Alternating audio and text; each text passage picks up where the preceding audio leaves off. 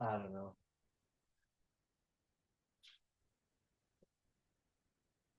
Can you see me? Good man. All right. Yeah. Got a few minutes. My guy. Glad to see your face, dude. I don't know how it makes you feel, but I feel good inside. Yeah, man. Good.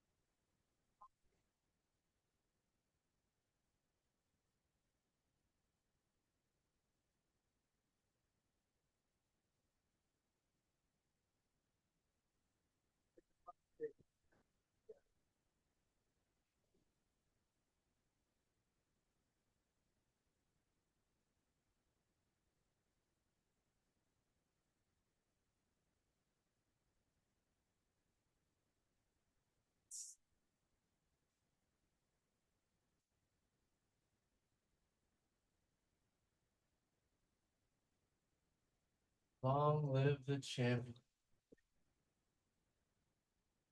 All right, that's out of there.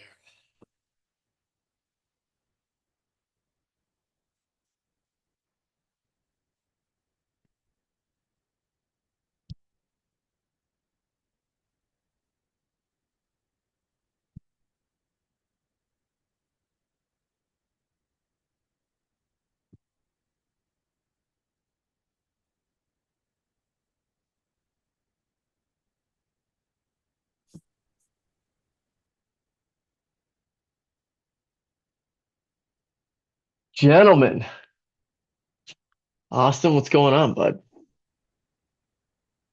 What is the connection chip today? Hey, hold on, Adam. I gotta get connected to.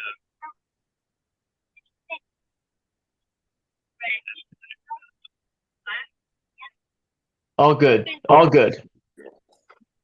Ah, there we go.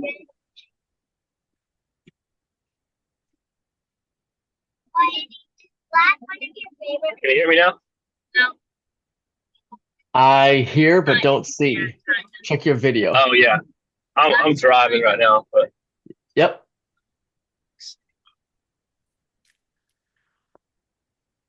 there it is. There you go. All right. And the first thing I'm gonna say is welcome, gentlemen. This is awesome, man. You guys are like cruising in. Got a couple stragglers that we're not really going to wait for, working on some tech issues and things. 3 other guys, got one coming in from Germany that's going to be an asset to the group. His name is Todd. Excited to see him. Not sure if there's any issues there that 6-hour time difference there, but either way, do me a favor while you got, how's everybody doing, man? Are we good? We got thumbs up today? Yeah. All right. So do me this favor. Make sure that your audio button is muted for now. That'll be much more conducive for the rest of us. Yep. Thank you very much. So now if anything happens, I'm the wild one. Dude, I'm really glad that you guys are here. I'm glad that we're together. I have an outline right here, a very simple outline. It's a little fancier because I'm an overthinker, and some of you guys have already worked with me and know that I can get in the weeds a little bit. But the outline is essentially, we're coming in here to do a welcome, and I see Pilo over there. He's down in Miami. This guy's on Sam's Club, Costco, family mission on a Sunday. We know he's doing chips going places in the car. Mike's trying to get some food in. Mike is waiting for me to get on with the point. And Austin is cool as the other side of the pillow all the time, man. I've talked to each and every one of you guys individually, and you get the gist of the mission here. And I don't want to spend a whole lot of time saying this, saying that. We're here, we're together. What I want to affirm in you is the fact that the idea for roll call is that real men show up. And just because we can't make it sometimes or other things happen, that doesn't mean we're not real men. But it takes boldness and courage to show up. And as you know, in the military, in the VA, they talk about asking for help, right? Real strength is asking for help. I got a t-shirt, and I feel blessed that you guys are reciprocating the energy of a group like this to support each other, to learn from each other, to glean other things. Met a guy that's going to be coming in, like I mentioned, Todd. I'm really looking forward to seeing him because he's quite an asset to this group. He's got over 20 years in special operations in the military, and he is now a civilian still with the military, and he's been through some things. He was actually, I don't know the story quite yet, but he was in Mogadishu for the story of the event of Black Hawk Down. And so most of us are old enough to know about that movie and that story. And that guy was there, and he's got some things to bring in because, again, he's seen a lot of stuff. But other than that, it's like, where did this come from? I want to reiterate where we're coming from. And I'm not sure if what everybody got in terms of the story of how this came about, what God put on my heart to do this. Austin and I have been working together for some time. Mike and I have a relatively newer relationship. Chip and I aren't all that close, I guess, in history of having time on the water together, but the kindredness is very similar. And Mike and I are somewhat similar to that too in our relationship. And all you guys, we know that everybody here wants to maximize what their potential is. We want to go after that thing that we feel like God did something inside of us or put something inside of us. And I'm telling Nikki, I got all this, I've been working with a strategy group for 3 years with my content to get it really sharp and to take out into the world. And some of you guys know some of that to different degrees.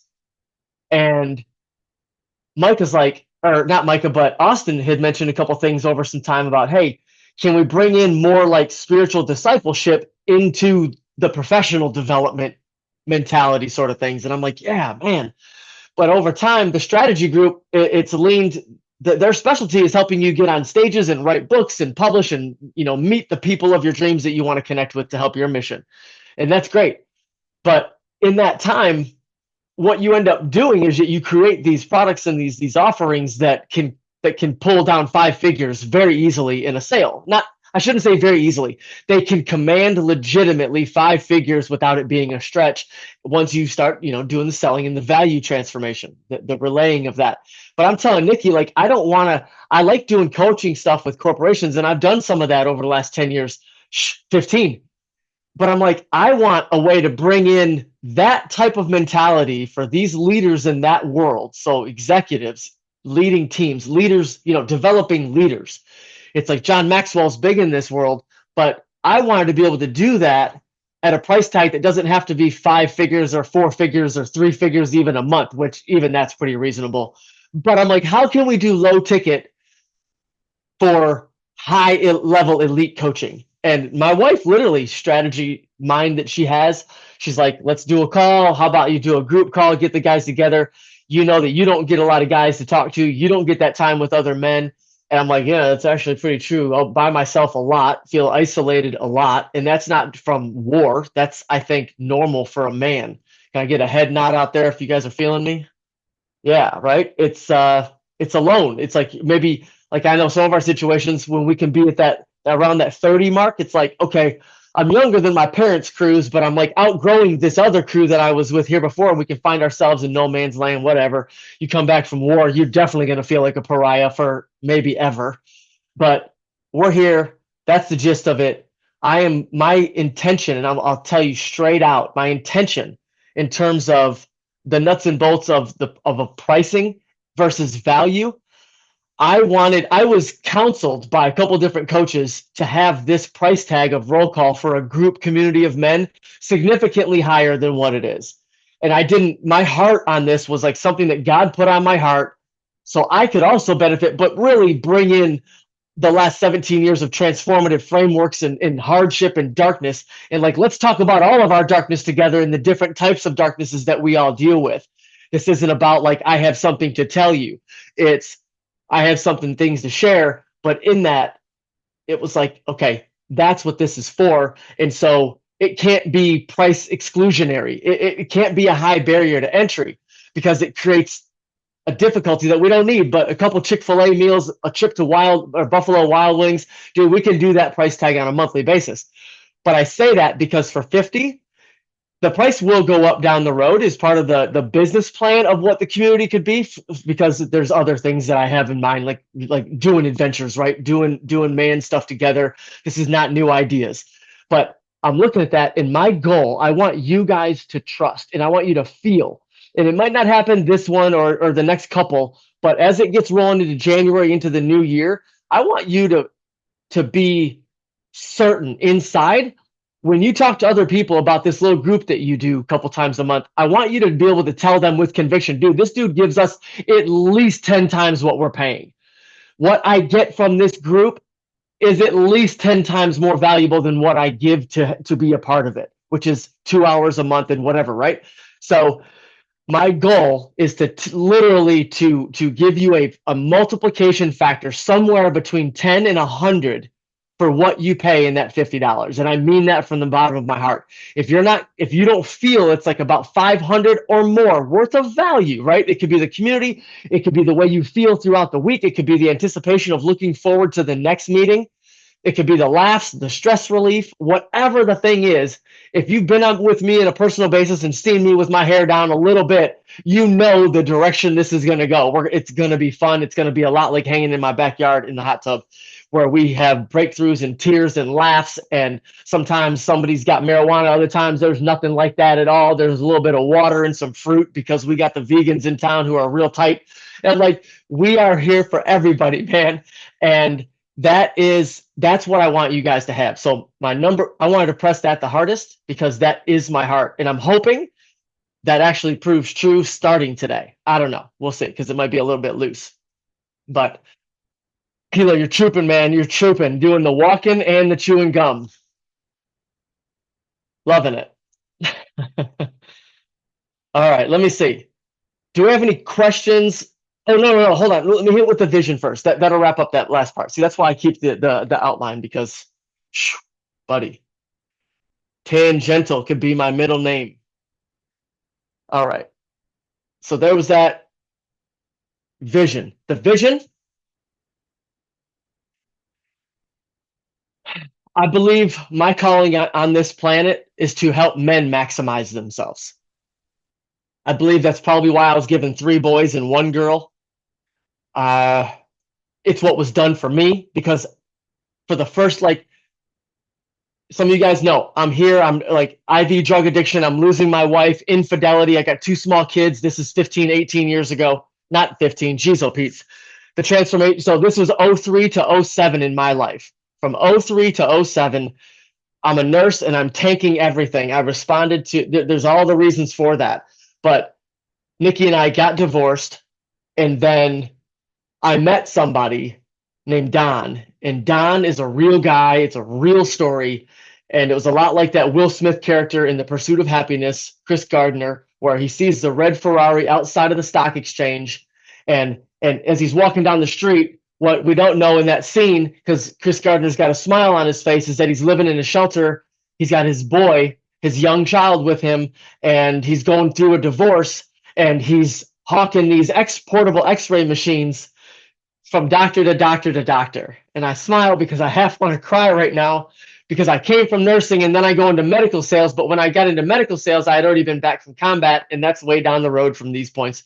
But I know what that's like to, like, I went to sell medical supplies because I wanted to get my lights turned back on in the house in December in Michigan. Real story, 2014, 2015. I see this movie. This guy sees this guy's red car, Lamborghini, young dude, sharp. He looks up at the Wall Street. He looks up at the guy in the car, and he's like, 2 questions. What do you do, and how do I do it? That wasn't exactly my story with Don, but it was close, really close. And through a chain of events, he challenged me to be a man, to beg Nikki's forgiveness, see if she would forgive me, fight for my marriage back, and all these things, or he wasn't going to mentor me. This guy was already 6 figures clean. He used to be a GM engineer. He wasn't an employee anymore, and this guy was going to help me. And from that point, I realized, looking back, I was 27 and a half years old, and I realized after meeting Don, he said XYZ about fighting for Nikki, trying to make amends and whatever.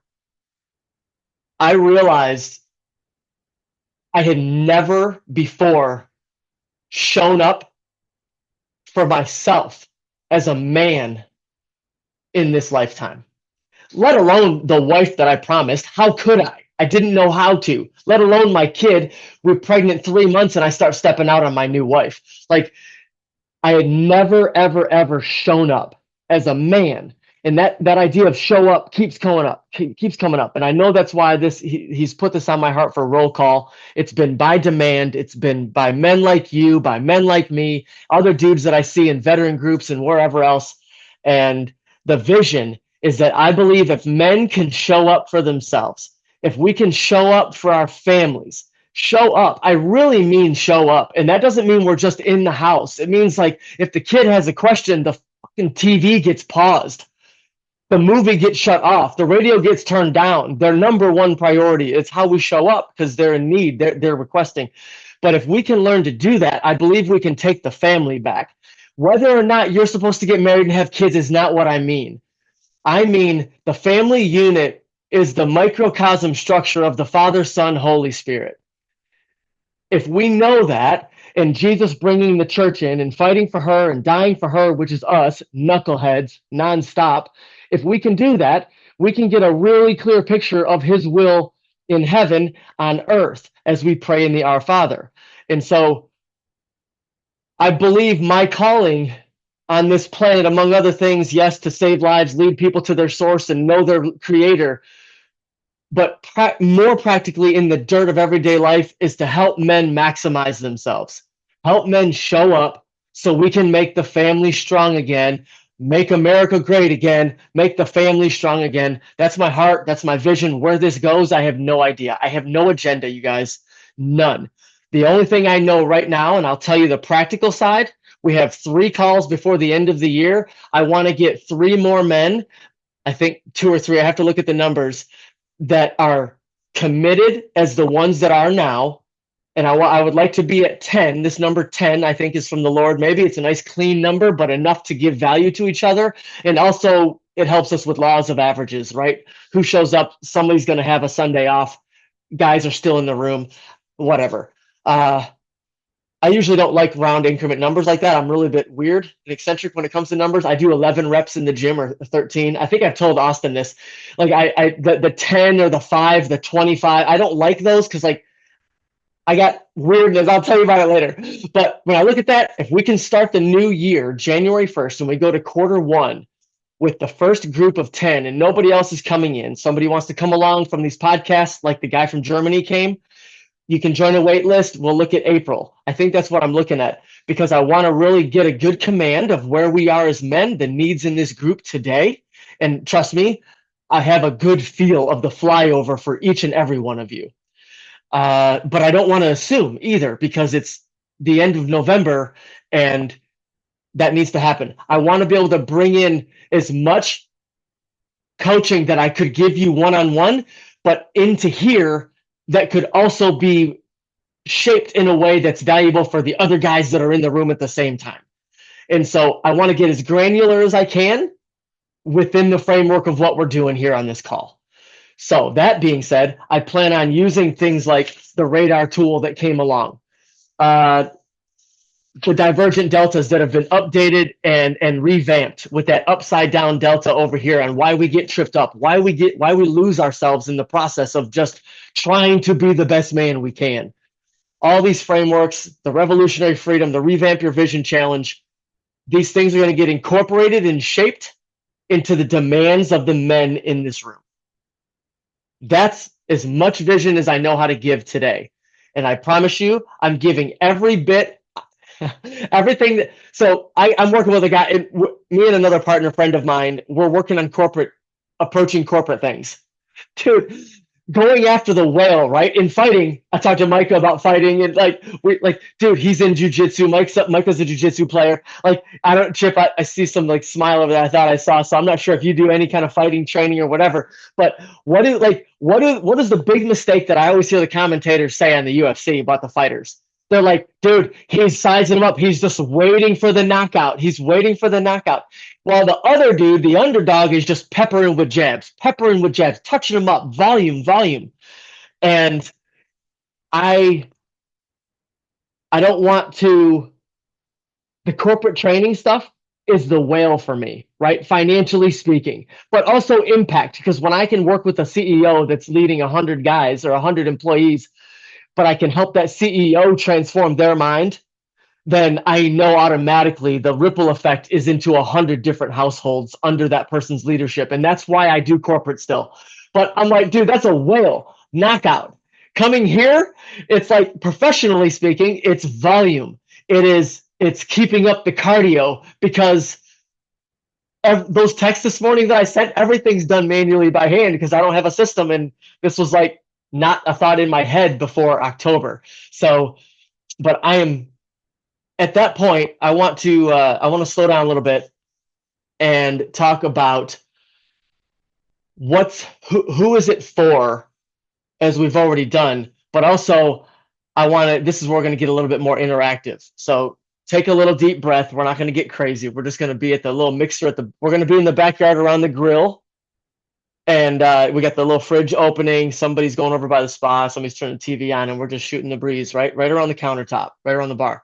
And I want to, like, the three things that came up for me, the three men were, and this is by demand in this room, so we can be comfortable together. I met that guy Thursday on a call from Germany, and we were in tears together on the call.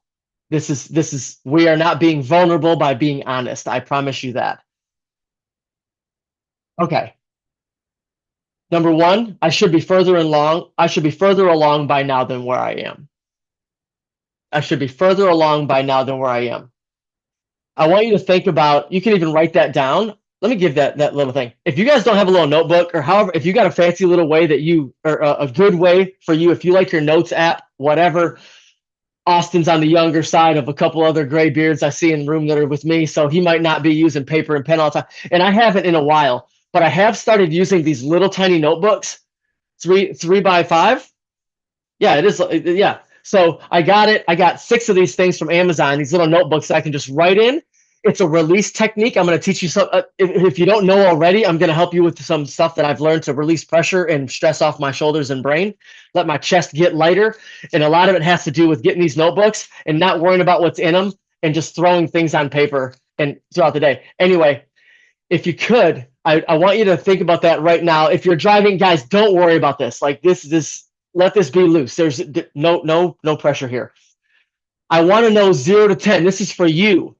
Right now, how true this feels for you inside when I say it. Man, I should be further along in my life than I am right now. I was 32 years old when I got out of the Army. I was not making 6 figures a month yet, like the multi-level dreams that I had bought into. And not that that's fake, because that is real, but I hadn't gotten there yet. And at 32 years old, I remember literally feeling anguish inside my chest after the Army, a year or 2, 3 after the Army. Like, dude, I'm pushing 35. And I literally thought to Nikki, we're still in Southeast Michigan. I said to her, I might have missed it. My chance to get my kids out of those neighborhoods and get them down here where the opportunity was much more, along with the weather.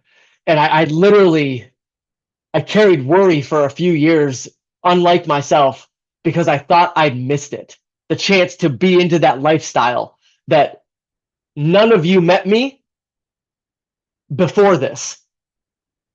And it's been like, it is nowhere near too late, but we're going to see how that goes. So write that down for yourself. How true does that feel for you? 0 to 10, 0 to 100. If you want to be if you're the overthinker crowd like me, I want to say 67, right? I want 18, Adam. I don't want 0 to 10. Here's some examples of what will be said. I should have more money at this age in my life. I should be more financially successful. I should be higher in my profession. My marriage should be better than it is. My relationship should be stronger. My kids and I should be closer. My body shouldn't look like this. I shouldn't be repeating the same patterns that I did when I was 30 or 20. That's how that goes with that thought process. How about this one? 0 to 10. How true does this one feel? This is the second category for the guys in the room. By the way, this is also so you can invite men that you believe are the right fits. I didn't expect to be in this position at this point in my life. So then another 0 to 10, 0 to 100. Because it can be nuanced. You can have areas where you're crushing and you're like, yeah, man, this is awesome. But this area here, which should be the case. No one's showing up in here like scraping along the bottom of a Detroit alley, dumpster. I've been married for a while. I should be enjoying family life more with more peace, less friction. My marriage should be strong and rhythmic, not disconnected. My relationships, my kids should be flourishing and strengthening daily, not having difficulty and stress and trouble at school. I should be more financially comfortable compared to my 20s. After all the investment into household, my career, my body, I should be seeing the fruit of my labor, not getting headaches from it or having to put out these fires. I should not be in a position of wondering what tomorrow looks like as much as I am. I'm more concerned about tomorrow than I thought I would be by this point. The third thing is a group of like-minded men to have more support, more personal professional development in terms of one of the things that is going to be governing any of the teaching and the coaching that goes on is going to be Jesus level leadership for the professional world. And the agenda there is so as men in the marketplace, we can be sharp as samurai swords, double-edged swords, the sword of the spirit. We can be sharp as weapons. As Paul says, I endure. What does he say? I beat my body into submission. That's one of the ways that I translate that into my life and why I get in the cold water and all that crap. That's who it's for. You guys got the intention. Want to take a little break? We don't even need to, just a little stretch, whatever. If you want to throw your hand up, I hope no one's trying to get in here and I'm missing it. Oh, crap. Okay, I got you. I think Pilo's still in there listening. He just knocked down the video. He's changing a poopy diaper or something. No, his kids aren't that little. Okay. Anybody got anything that they want to say so far? Comment. Let me just, see the hand. If you don't, it's totally fine. I can keep rolling and we can be expeditious.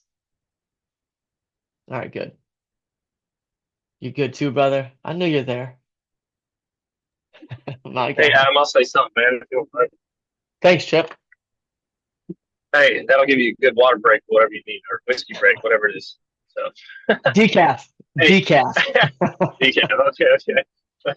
All right, so I feel like a lot of the first question, I do feel like I'm a lot further along than I was in my 20s for sure, a lot more stable. But I do believe that the circumstance of my life has caused a shift in me that has caused my relationships to grow exponentially with my kids, with my wife. However, the financial piece isn't where I want it to be, obviously. And then the other part is my marriage is not where I prefer it to be. So overall, writing that as I would say it's, oh man, when you say 0 to 10, are you saying 0 is like that, like you're good, and then 10 is like, oh man, I'm really struggling big time with that. Is that what you're saying? Look at it like 0 to 100. 0 is death. 100 is you're acing the class. Oh, okay. 0 to 10, just, Well, okay. I would say since I can't write down or anything, I just and I want to open up the floor because I want to hear these other men's hearts and stuff. But I would say I'm sitting in like maybe a 6 out of a 10. If I went 0 to 10, out of 100, probably close to that too. Just two pieces of my life, my marriage and my finances are just not where I want them to be, and I think a lot of that has to do with just being in the army system for so long, and there's not like it. You don't really become a millionaire in the army in the active duty military, but there are a lot of benefits and opportunities for you. But I think that maybe that's held me back some. But also, I just haven't had anybody in my life, like you were saying, where you walked up, you're like, hey, how do you do that? And can you teach me, kind of thing? I have never, ever had anybody in my life like that. I think that a lot of men experience that. There's never been any real mentorship in their life to be able to teach them and grow them because we're always taught that, hey, make your own way. You have to get behind the plow and you have to push it, man. Like, there's not anybody going to come into your life that's going to help you along with that. And I think I've had that most of my life. But that's pretty much all I have to say. I agree, man. I appreciate that very much. Micah, you Chip, took a I little can, breath. You got anything? Oh, is that I'll jump Pilo? in Is that first. Mike? Please. No, it's me. Can you hear me all right? Yep. Okay, cool. Chip, first of all, thanks for your service, man. I applaud you and Adam and whoever else on this call has served because I didn't get a chance to do that. But probably as the oldest guy in the room, I can align with you on the marriage not being where I want it to be, but also not having a male figure after I got saved, I think 11, 12 years ago at a church in Virginia, and I didn't get a chance to have anybody come alongside me at that point. So I'm right with you, man. I feel like, I had a lot to figure out, but had a broken relational model from the time I was young when my parents split when I was 5. And then I didn't see a strong man in my life ever.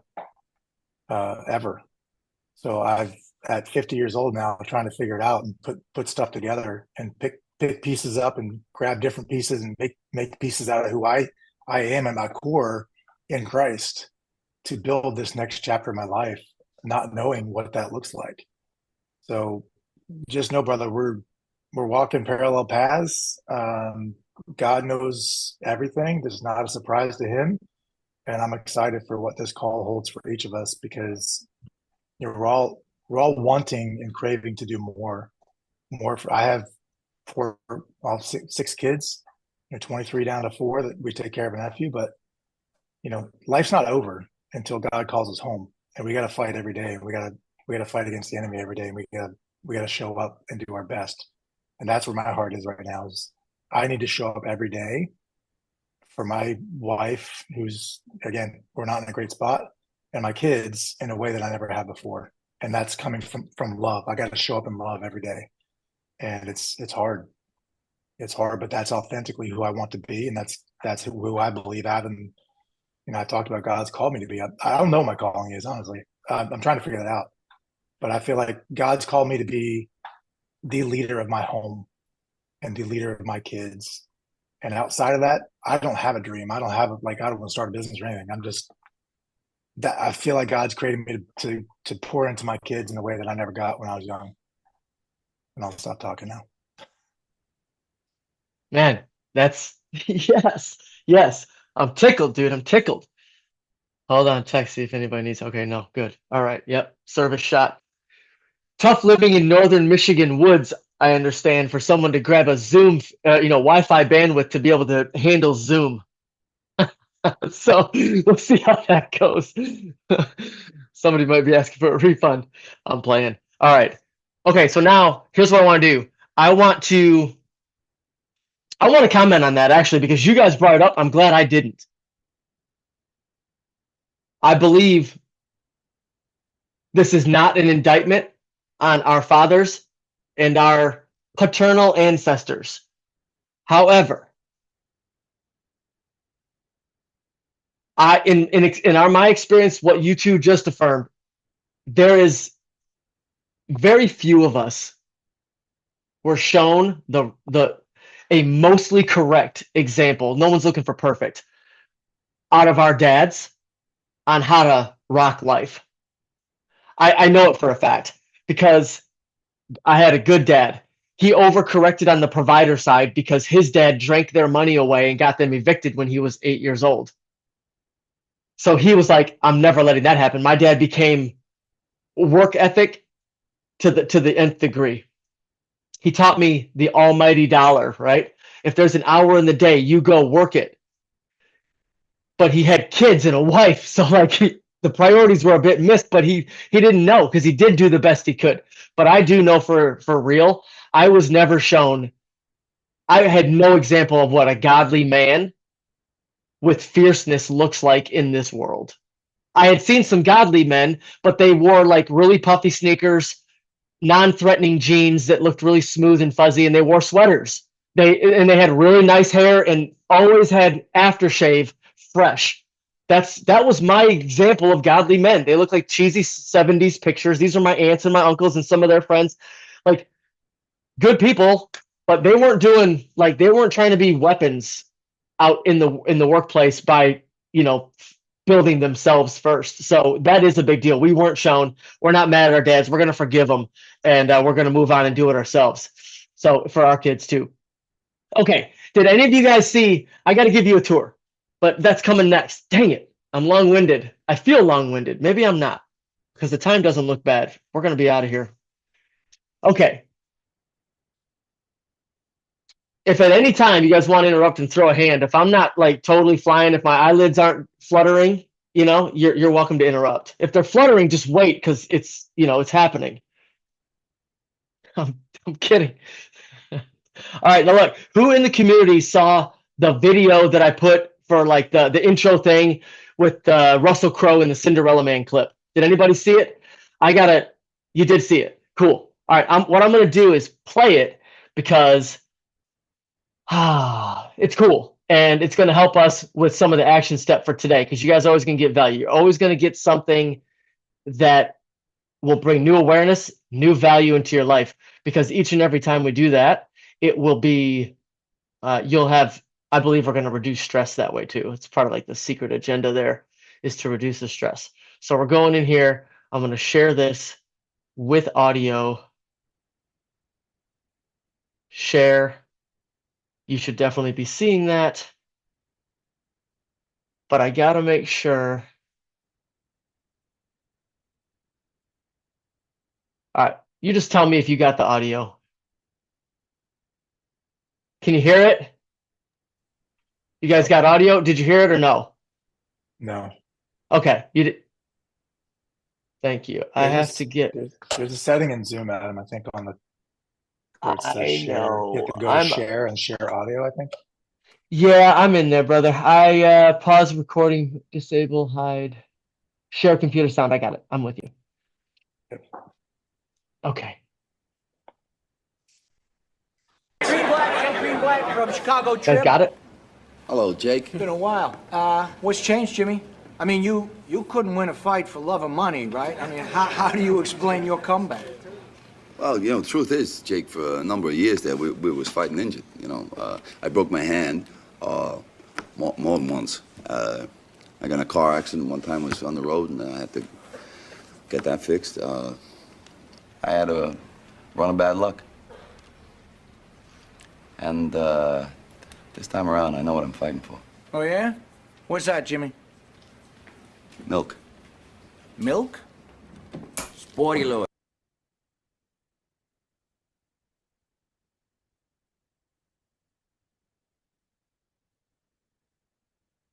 If you have the ability to do it, I need you to put your reason on I need you to write your reason down while you're here.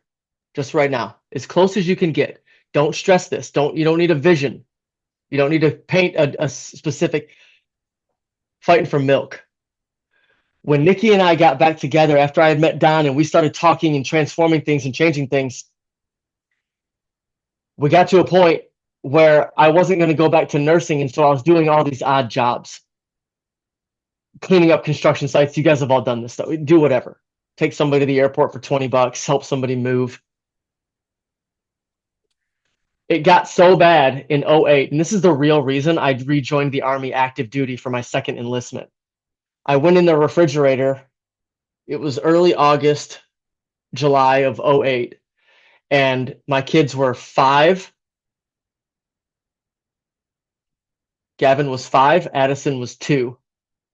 And Nikki and I had been remarried for about 8 months. And somewhere around there. I opened up the fridge. There was a gallon or a half a gallon of milk, but it was half of the container. And there was a Ziploc bag with a couple hot dogs in it sitting on a shelf. That's what we had. Super broke. Had a sheriff sale sticker, the orange sheriff sale, plastered on our front screen door. That was the summer of 2008. And I had $45 an hour waiting for me that I wouldn't go back to. Or like, dude, this is real bad now. We got to make a different kind of move here. I had never done sales before, but it didn't matter because I asked my mentor, what should I do? And I was like, hey, I got this idea. I'm going to go back in the Army. And we talked through it. We counseled. And that's the real reason I went back into the Army. I was like, we're going to do this to get financially strong. We're going to get out of Michigan. We're going to get out of debt. And we're going to put some food in the refrigerator again. It was a money decision. And that clip, because later Don nicknamed me Cinderella Man, because he had said he had counseled dozens of guys over the years to fight for their marriage, ask their wife for forgiveness, even though they cheated on him for 4 years, or the IV drugs, whatever. I had the drugs around Gavin. That's the real reason it led to the separation. She was dealing with the drugs until it affected the baby. And it only affected him one time because I got him in the house, and that's a different story. Gavin was always safe, almost. So we're doing a thing, and then Don nicknames me Cinderella Man because he said out of all the dozens of men he had counseled to do that one thing, he said I was the only one that ever executed all the way through on doing it. And it wasn't about whether the marriage was saved or not. It was about the guy doing his responsibility of it, which meant I'm sorry for being an adulterer. I'm sorry for cheating on you. I'm sorry for all that. I'm sorry for this, being real apologetic and asking for forgiveness. That was his demand, his challenge to me. And it wasn't that I got my marriage back. It was that I stepped up as a man of God that I claimed to be. And so long and short of that, obviously, is that I accepted it. We go back. He nicknames me Cinderella Man, and then I get into the story. And then I find that clip. And I can't watch it 17, 18 years later still without crying, because I literally fought for milk. And when you know why, you can go through any hell. But you have to have it clear. It has to be clear. And so as close as you can get in a quick comment for yourself, write it down. That was Jimmy Braddock, 2-time heavyweight champion of the world. He lost to Joe Louis in the 50s on his come down. and Joe Louis knocked him out. And then he spent the rest of his life running an excavating and construction company in New Jersey. Jim Braddock's one of my favorite people in the whole world because when he became champion the second time, this is the part I forget to mention, like the movie's about. He went through all these dark years of injuries and broken bones and crookedness and getting mishandled. But his wife stuck there. That's his story, you know. But anyway, I'm in love with that story, the Cinderella Man story. Okay. Any questions on that?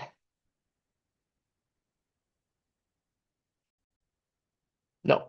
All right. I'm sharing the screen again because I'm going to give a quick tour. 5 minutes. Anybody need to stretch? We're doing okay, right? This is not too grueling, I don't think. I'm good. I'm good. Excellent. Thank you. Now, so we're live in here right now. That's cool. We're seeing it live. When you go into the app, if you don't have the app, I encourage you to get the school app. Play it on your phone, very easy, and you can customize notifications so it's only this group that comes through. I don't know how to do that exactly yet, or I'd show you right here and now. I don't know how to do it. But when you log in, community tab. If you go up here to the menu, you're going to see the community that you're in. There's a few here. Yours is on roll call, community. In here, you're going to find these things. I would love it if you guys went through, and the more we can engage. Look, we know the deal. Men are notorious lurkers. We lurk, we watch. I'm a lurker, I'm a watcher. I do it too. I want to see if we can be a little tighter as a fire team, as some of us would say, to actually shoot, move, and communicate through our daily lives together within this app. I would love it if we did that. I want to work toward doing it, but I understand the nature of men, and I'm not mad at us, I promise. But I'm going to be nudging and maybe agitating a little bit along the way to get some of the action in here, because that's the way that the iron can sharpen the other iron. It can't just be me. It's not supposed to be me, just me. I definitely, like, facilitation is how I view my role here more than anything. Facilitate and coach, but facilitate. So you come in here, you go and do a comment, and you can see I put a little thing in here. Let's go put down his challenge question. His is milk. What's yours? I did that to tease you, to get you to go watch the video to see what the hell is he talking about. Okay, I got it. Right? So go do that. Engagement muscles. Steve goes down here, gives a little story of his. Steve was in a near-death motorcycle crash just this summer. And he's here because mindset. He was the one out in the woods trying to get the Zoom thing going. So he put his story in here. Chip went through, put his story in here. You got to go in there to read it. Now, second chance, he talks about it there, makes another post. Community tab. You got general discussion. We got professional work stuff. We can put things in there for tips. We got all kinds of tips, sales skills. I know that Micah's got some skills that he can bring in, some tips, sales, communication, speaking. Guys, if you have something that can help us, bring your expertise into this. Like Austin, Austin's going through a master's level program or master's program, and this dude's like looking to run a golf course, a premier golf course or something someday in Vegas. Like, there are things that you can bring in that are useful, that would help us be better communicators and people in the workplace and at home, because it's hospitality focused. Everything you're doing is giving someone an incredible experience. Like, I would love to see some value like that, because I could do that also, but then I'm dying on this side, right? I'm drowning. How do I do that? So that's the gist. I just picked you two because that's what popped into my head about both of you. So spirituality, we're going to grow these things. I have many, many things, and it's going to come through the angle of clarifying truth. And if you look at the average interaction of Jesus with an authority figure in the New Testament, I will be bringing these exchanges and these awareness givers, these coaching tips, these epiphanies that the Lord has shown me over the years with that kind of attitude bent toward, and it's really about freedom is what that's for, spiritual freedom. I believe many of us have been bound up by man's traditions. And my angle will be mostly that, through that area. If we look over here on the right, I put 3 links to incredibly valuable tools. I'm not going to sit here and, do this deal all day, but I'll show you a quick glimpse. The Radar One sheet, that's this. If you're not cheap like me, you can let your printer print it at full vibrant colors. I do half draft mode to save ink, and but it's beautiful. You could do that. And then we can go back in here. That's there for you. working the way up. Workbook for radar. We're not going to get into it yet. We'll get into this next month. Radar. What does it really look like? What is radar for? Radar, let me put it real simple for a group like this. Radar is going to be your tool, your walkie-talkie, so to speak, your connection line to learn how to walk, talk, and move, shoot, move, communicate for the military guys that much quicker and more effectively with the Holy Spirit and yourself. When you can learn the difference between your thoughts and is this God? It's designed for that. It was born out of my meditative prayer walks in the morning. I don't always shape it like that when I'm out on podcasts, but when I can, I do. Because it's also a tool if somebody is a pragmatist and they just want to know the thing to do and it works.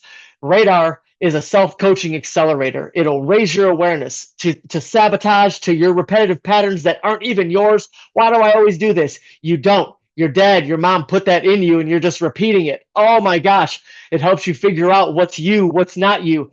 This is the first step to really realizing who you are in the Lord, who you are created as a spiritual being, mind, body, spirit, who existed in eternity past. That doesn't even make sense. Who existed in eternity before you came into time. Radar is the beginning of growing in that awareness. Very, very powerful framework. This it's a compilation of everything I've ever been through, my prayer life, my walks with God. Here's a story of how it came about. I had a debilitating panic attack 2.5 years ago in the Dominican Republic for our 21st anniversary. It was horrible. I ruined 2 days of our 7-day vacation. And I made a vow that it was never going to happen again. And from that, I think the Lord honored my commitment by giving me this little framework. Anyway, we'll get out of there. Next one. That's there for you. It's all there. It's all free. Workbook for the Revamp Your Vision Challenge. Mike is somewhat familiar with this. Mike did our first run through. Where'd my workbook go? I have it in there. Don't worry about it. It's in there. That thing is probably worth $2,000 by itself for the person at the right place in their life who wants to revamp a vision, get certainty, figure out purpose, and then freaking gain the decisiveness and the confidence to go blast in action. That's what Revamp Your Vision is for. And it happens in 5 hours of total training. Plus practice, obviously. Okay, we go there, we go over to Classroom. This is just the flyover. So in here, you're going to see the tool Radar, and that's going to be more like a classroom setting to go through a course type of thing, like a course template. The links, again, they're down at the bottom here.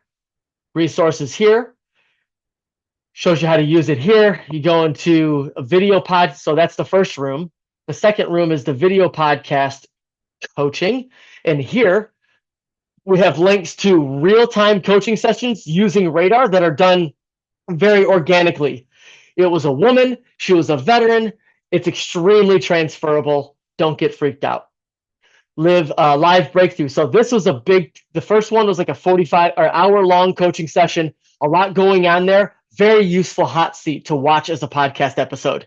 And then you just got to fit it to your life. It's not difficult. It'll be easy to do. Live breakthrough. Then we got into more of this video, 17 minutes.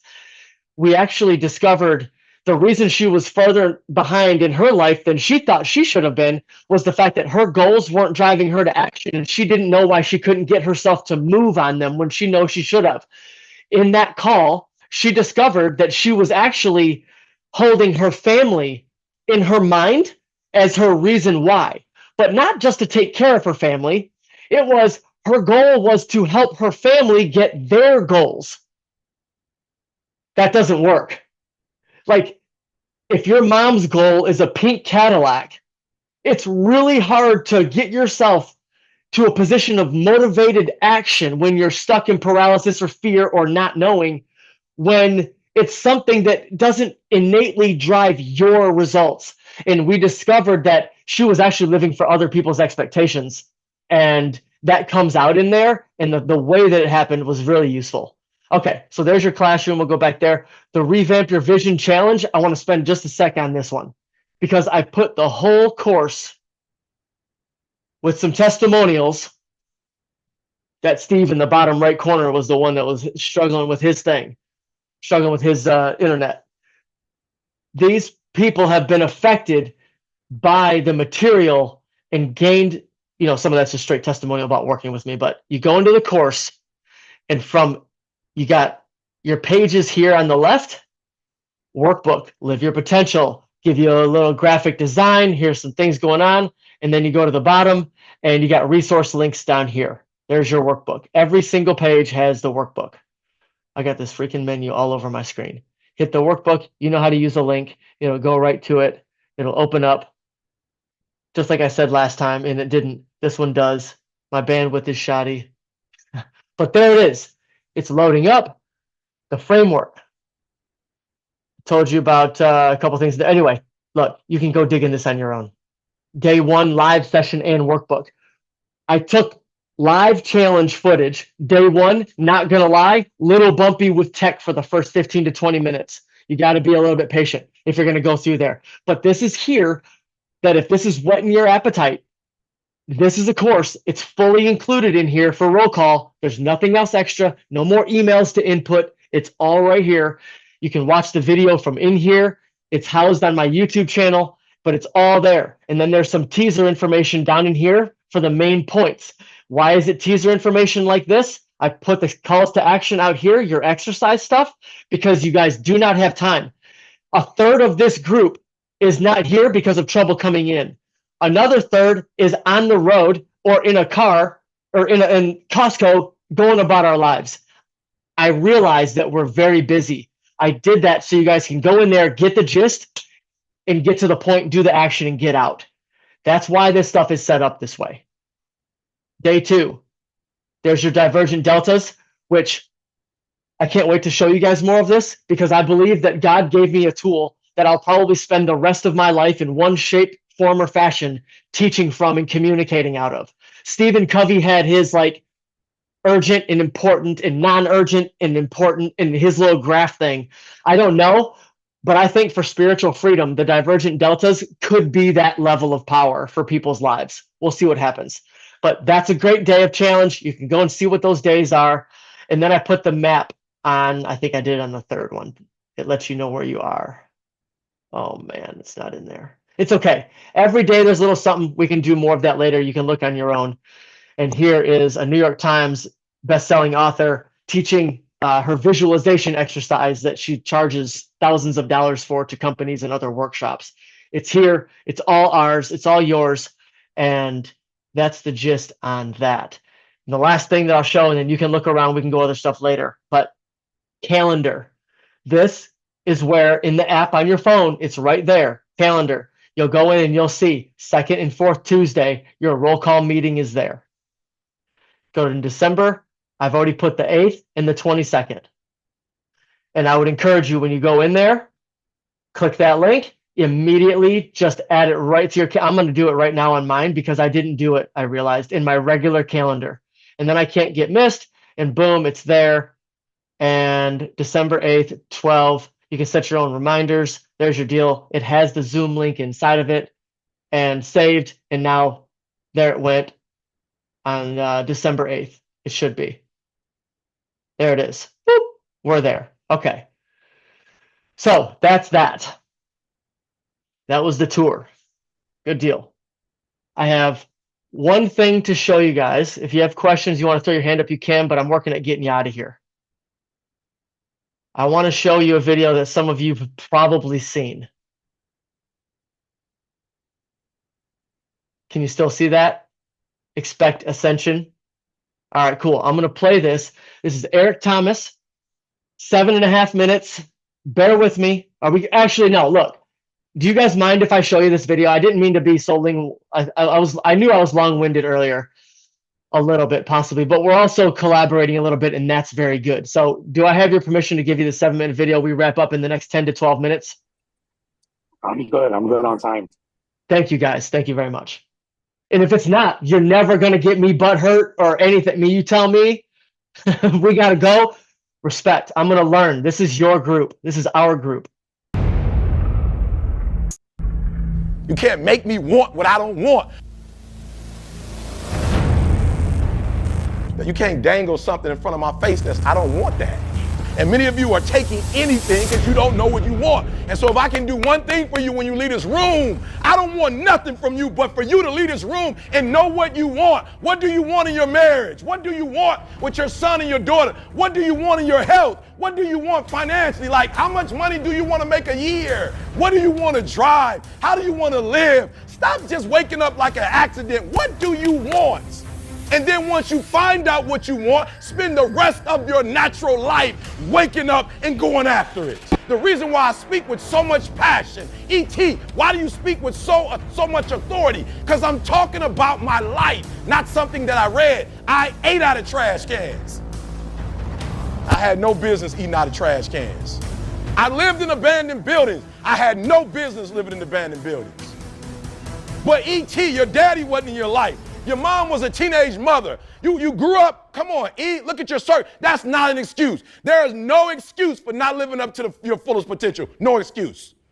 I told you, I didn't get a new daddy. I didn't get a new mama.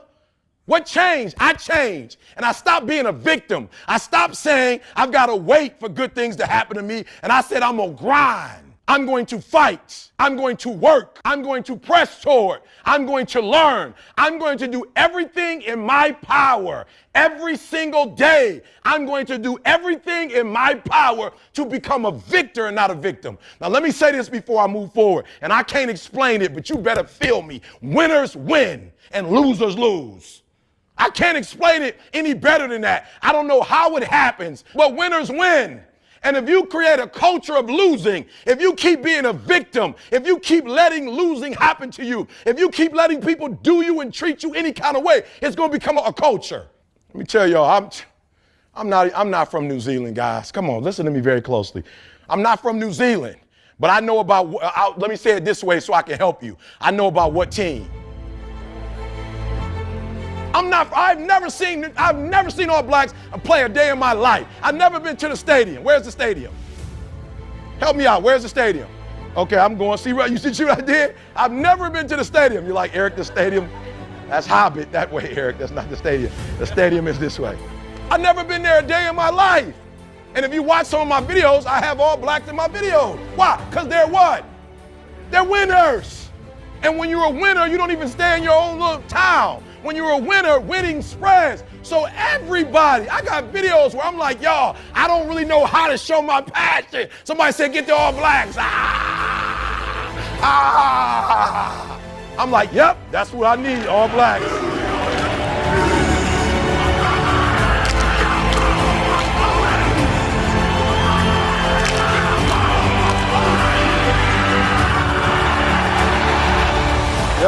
Yep, I need the All Blacks. I need the why? Because they say what I'm saying. They just said it in rugby. I don't know. I'm like, woo, that's a violent sport. Their passion is all over there. Why? Because winners win. And I can't explain it to you, but you better stop making excuses and find a way to win. Because once you start winning, you go from 1,500 to 3,000 to 5,000 to 7,000. You remember, see? From 7 to 10. Nothing changed. We're still in the basement. We don't have a building. We still use the garage for all of our products. We don't have business cards. We don't have a 5-year plan. We don't have a 3-year plan. How do you do it then? E, we wake up and grind. Winners win. I focus more on winning than I focus on structure. I focus on winning. And when you become a winner, they start seeing you with winners. If you get from being a loser, low self-esteem, doubt, and fear. And if you can find your way on this side, guys, it's sweeter on this side. You know what's so funny? We want people to make guarantees to us, but we're not willing to make guarantees to ourselves. Now, for real, I'm gonna say it again. Like somebody gave you a guarantee, $30, 30-day guarantee. In 30 days, if you don't make what they told you was gonna make, in 30 days, you got an attitude, you want your money back. But you've never demanded your money back from yourself. You've never looked at yourself in the mirror and said, you let you down. Until you get to that point, you let you down. You're not brave enough. You want to put it on somebody else. The reason why I'm not successful is because of my boss. Have you ever looked at yourself in the mirror and said, I'm not getting up on time. I'm not going to work on time. I'm not putting in 120% when I'm at work. I let me down. And when you get to the point where you can say you let you down, I don't care. Listen to me, no disrespect. I don't care about Glenn. That's not why I do what I do. And I love Glenn. I don't come here and do what I do so Glenn can affirm me, so he can give me a pat on my back. I care more about me than I care about what Glenn thinks about me. I have standards. I have values. I don't care how much you pay me. If I speak at an elementary school for $300, I chose to do that for $300. If I chose to speak at a prison for free, I chose to do that. And I will not go in there giving those prisoners less than what somebody pays me $100,000. Why? Because I value myself enough to give 120% or don't do it. And that's the problem with some of you. You always want to blame other people. You always want to hold other people to the fire, but you're not holding yourself to the fire. You just said you're giving 50%. You owe you an explanation. You owe you an explanation. You need to look at yourself in the mirror and say, why are you only giving 50%? What's wrong with you? You need to put yourself on punishment. You need to tell you no more TV, no more snacks, no more desserts, no, we working out now. No more alcohol, not right now. I can't handle it right now. You need to tell you that you owe you something. Stop going back to, you keep going to the mall with the receipt. This is what y'all said it was. Glenn, you didn't do what you said you was going to do. Well, you didn't do what you were supposed to do, so how am I going to do what I'm supposed to do for you? You walk out of this room, you owe yourself. I didn't get here making excuses. So what, my father wasn't in my life? The truth of the matter is, he ain't never come into my life. So what, I'm going to wait for the rest of my life for my man to come? He ain't coming. I live in America. I'm an African-American male. They don't treat us the same. It's something called racism. I ain't gonna cry about it. It's probably gonna be racism to the day I die, but I'm not gonna cry about it. I'm still gonna be a millionaire. I'm still gonna be one of the top motivational speakers in the world. No, I didn't grow up on that side of the town. No, my mama don't have no network. No, I don't know a whole lot of people. No, I'm not at a country club. No, I don't play golf, and I don't plan on playing no time soon. But I'm still gonna be successful. I'm still gonna get to where they are. Why? Because I owe it to myself. And can't nobody stop me but me. And you need to get rid of them excuses. And you need to stop pointing fingers at people. And you need to start pointing fingers at yourself. What did you not do?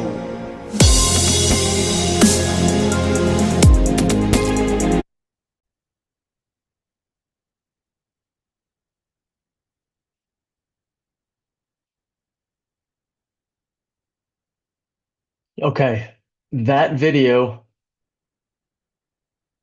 is, can you guys hear me? Okay, that video is chopped up from a larger one that's 19, the full version of that's at least that he put out. And I'm going to put it in the chat box right now. The one I just sent, everybody check out your chat box. You can click that. That's the full 19-minute version where he talks about his wife getting cancer. In that same speech, he was talking about his wife getting cancer and what he did, and it's a very powerful moment. It's not too heart-wrenching. It's inspiring, but it's the full version. You can watch that on your own, and you'll hear it. Like that last one was taken from that. In the spirit of doing notes, I'm going to leave you with this action piece before I'm going to end in a small prayer, and we'll get out of here. We'll do a last bit of farewell, and then we'll be out of here. So write this down. You owe you, right? You owe you. I was too good to be. I never should have been eating out of trash cans. I never should have been living in crack houses. So he said that. I relate to that from being 27 years old. I was so disgusted with who I had become, and I know that's not the case in this group for probably any of us, but you never know the threads that share. So 4-step process for you right now. It's now. Write them like this, top to bottom. Now is the first word. The next line, define. Define. The third line, learn. The fourth line, do. D-O. This was the formula that Don gave me when I told him I wanted him to help me get out of nursing. He said, you got to do it like this. It wasn't his either.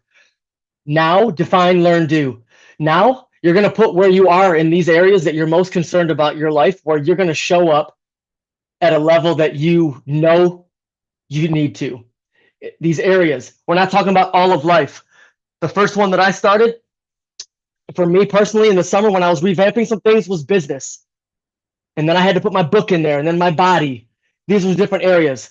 But for years and years, it was only like, okay, right now I got to do all this stuff as a husband.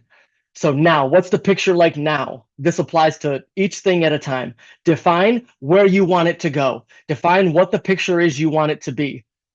I know the men in this room, like I said, I heard what Eric said, and you guys know my story. I can assure you, when I started going down my process for this,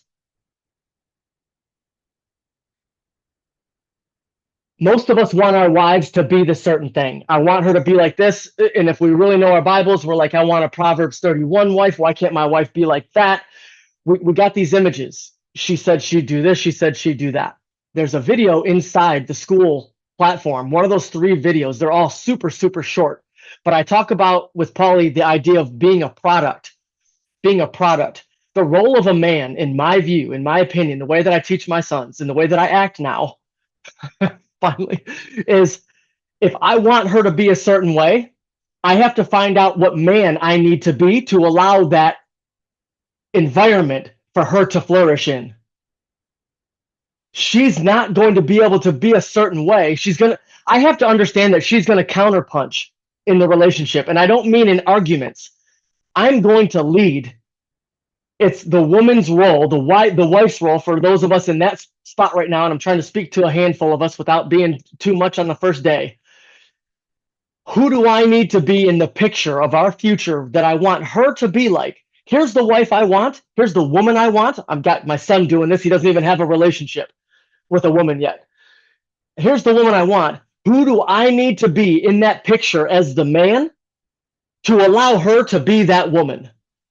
If we can sit and take the ownership of men in that way, we can start learning or materializing that life. Now, define, learn, and do. Here's the idea. You're going to say where you are. This is reality. We're going to face it in the mirror. We're going to define what we want. We're going to learn how to go about getting that from someone who actually has the results of doing it.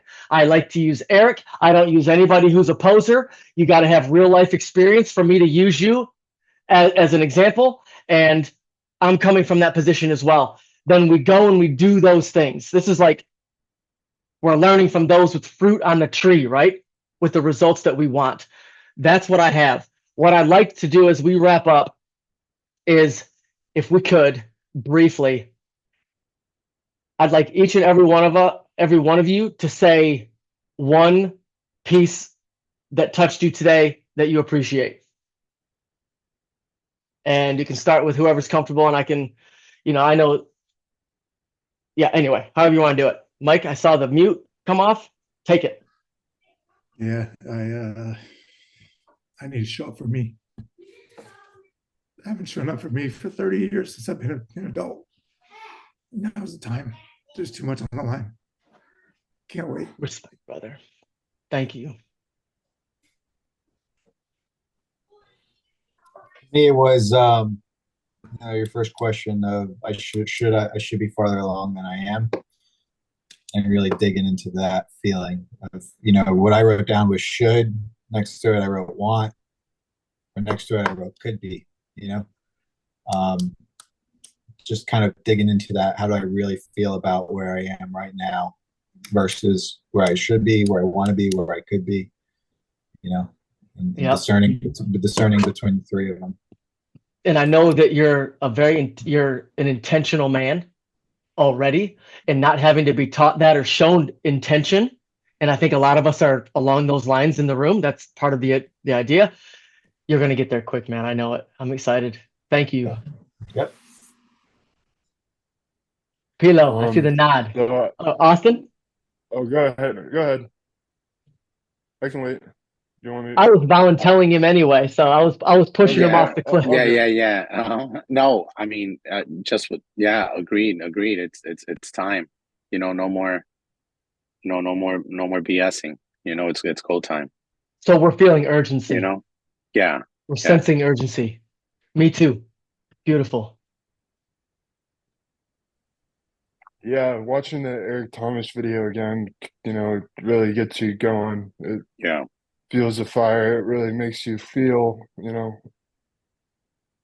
all those days you slept in or, pushed everything back and tried to take the easy road out, it really makes you feel like shit about yourself, kind of. So it's 100%. eye-opening.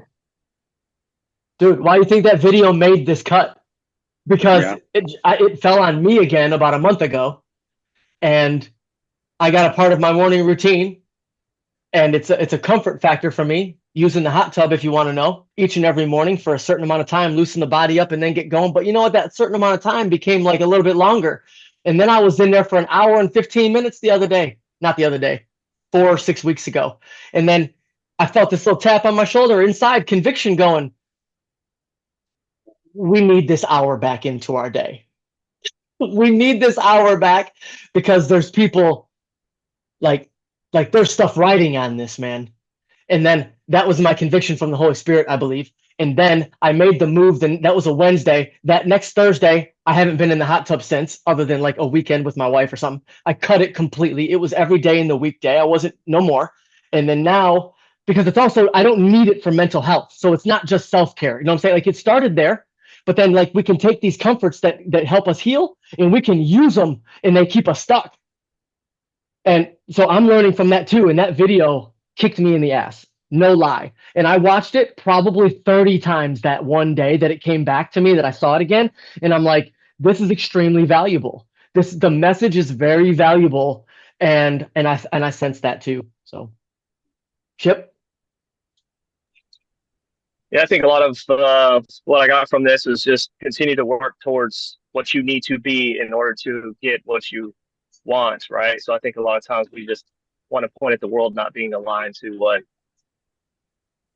it needs to be in order for us, but we forget about the shaping of ourselves, like the shaping of myself as a husband and as a father.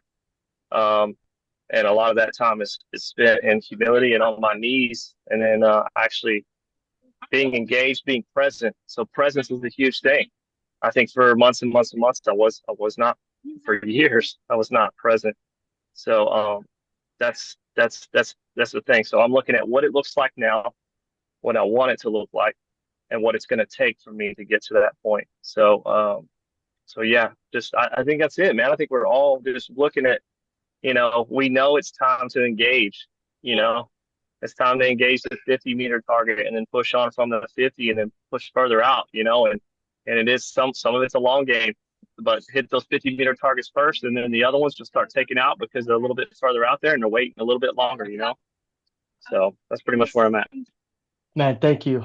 The sense that I get, the theme coming out of this is like every one of us in our lives are together for the purpose of individually going to our respective next level of ownership as men, another level of ownership. Like I can sense all of us feel that today. I know I do. And man, I'm honored to be in the group with you guys. I'm gonna put these things in there. If you have anything you want to mention, any topics that you want to see more of, specifics that you want resources on, I am so excited. Like I'm giddy excited to collect with you guys, or to coalesce with you guys inside the community thread there, outside of Facebook, outside of Messenger, outside of all that.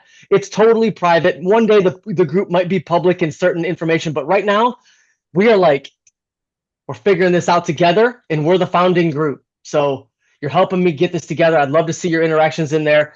And other than that, I'm going to pray and let us go. And if you guys got nothing else, we'll kick rocks as soon as I'm done, and we'll go to the next step. Cool? All right.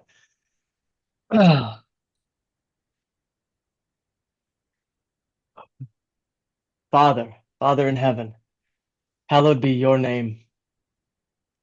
Your kingdom come, your will be done on earth and in my heart as it is in heaven. Give us today our daily bread. Forgive us our debts as we've forgiven our debtors. Lead us not into temptations or severe trials, but deliver us from evil and the evil one by the blood of Jesus. And as we move forward in sync, where two or more are gathered in your name, you are with us. Lord, there is no doubt in my mind the obviousness of your movement in the last 2 weeks. in this effort for this group of brothers is one of the clearest things I've ever seen in my mind, whatever anything you've ever shown me. And I thank you for today, and I thank you for being with us, promising us your spirit to be with us as we go forward in like minds and like hearts with your spirit in us. That this week we obey your promptings. We obey the convictions in our bellies to own our responsibilities as men just one more notch. We thank you. We rely on you to do this. We are not capable on our own and in and of ourselves, but together and with you, it's already done in heaven. And we thank you for this, Lord. We expect it in Jesus' name. Amen. If any of you guys have emergent stuff, hotline, 911, suicide hotline, I'm not playing around. It sounds dramatic. If anything like that hits during the week, my cell phone is always at your disposal for what you need. The latest man that I've lost in my life, and wasn't even hardly all that close to him, was just 11 or 12 weeks ago. Army veteran, Chip knows. Army veteran, family man, 45 years old, 5 kids, mixed family, something. A beautiful person, a beautiful life. And he believed the lie that he was on his own and isolated. It's just a lie. Let's do this, man. I'm here for you guys. All right. See you on the next one. Love you.